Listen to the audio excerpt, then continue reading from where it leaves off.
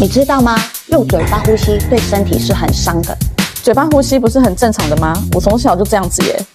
你觉得用嘴巴呼吸没有差？其实它正在消耗你的健康。那你平常睡觉都是张着嘴巴呼吸的吗？对耶，我老公说我睡觉会嘴巴张开，还打呼，早上起来嘴巴超干的，而且喉咙还会痛。我们本来就是用鼻子呼吸啊，鼻子会帮我们过滤空气，嘴巴它没有办法过滤我们的脏空气，直接就吸入到我们的胃里面，因为久了它会影响到我们的过敏、气喘，甚至会影响到睡眠。真的假的？那我白天一直打哈欠，晚上睡不好，是不是也有关啊？当然有差啦，你常常用嘴巴呼吸，让身体以为你都在应急状态，长期下来身体会变累，然后会焦虑，还会专注力变差。